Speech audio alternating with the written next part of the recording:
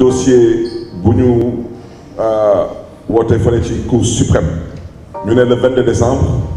dossier fusillade bi mooy xeex bu amoon ci mairie Mermoz Sacré duñ ko àtte ma bëggoon leeral wax ci parce que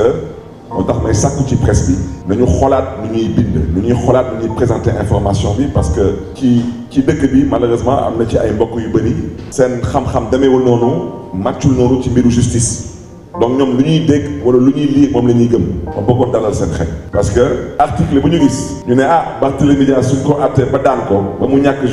dossier bi day ñàkk mairie de Dakar dama leen di ñaan ngir yàlla bu leen catu mairie de Dakar fii moom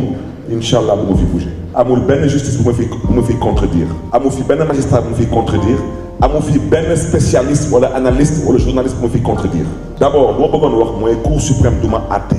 cour suprême day gestu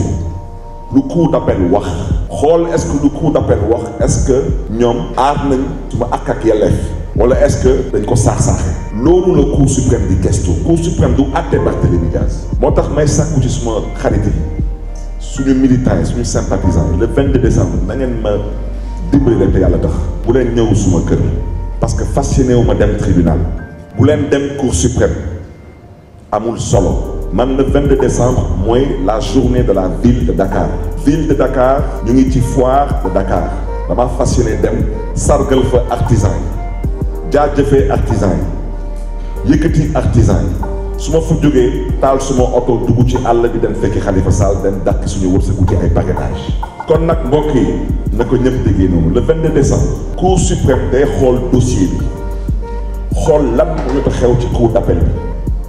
lu tax Barthélémy Dias jël loolu indi ko ci ñoom parce que cour suprême maa fa yóbbu suma bopp kenn yóbbuwuma cour suprême maa fa yóbbu suma bopp ne leen duñ ma àttee ci cour d'appel d'accorduma si mais fan nañu mësee gis dëkk kilifa doon maire ñu fal ko mu nekk ci institution état ñu nekkoon ci contexte la 3e mandat ku mu neex nag naagu ku mu neex naa féq wante dama ne démb rek la woon te man fàttewuma ku bëgg a fàtte nag fàtte wante ku fi juum laa wax ba dem taxaw buntu pale mais da ngay dem taxaw buntu pale yóbbu ay gànnaay lu la fay fekk di nga mel ku la deful dara ku fi juum ne yaa ngi dem taxaw buntu préfecture wala buntu gouvernance même ñu may àtte ñoom waa cour suprême ñoo koy àtte dossier bi ku juum ba dem cour suprême ne da ngay wër cour suprême yor ay gànnaay lu la fay fekk yaa tol sa bopp man dañ ma fekk ci institution de l'état kenn fekkuma suma kër kenn fekkuma suma tool kenn fekkuma ci mbedd gi dañ ma fekk ci institution de l'état mu am drapeau du Sénégal lu fa xew ñëpp ko gis man dañ ma àtte kenn àttewuma flagrant délit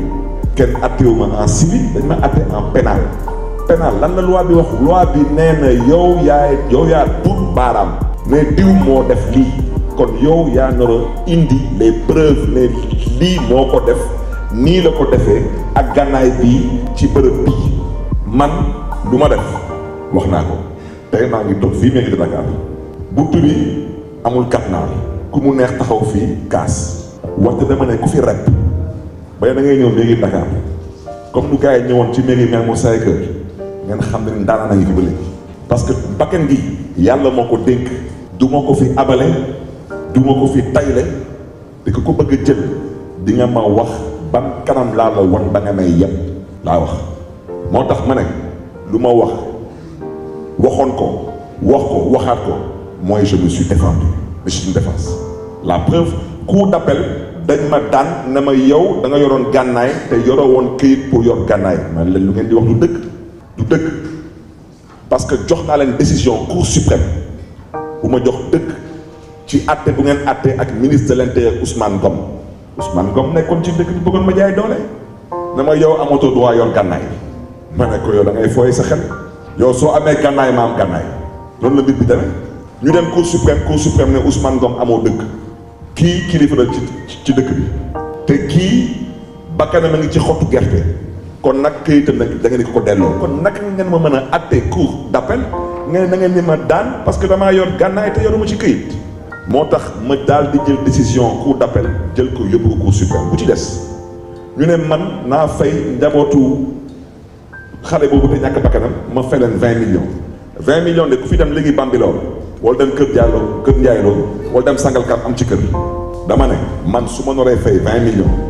képp ku toog Sénégal di chômeur soxlawul ngay bëgg gaal na nga nekk rek nu ñu koy waxati sax nervi suba gars yi jox la 20 millions loolu fan la am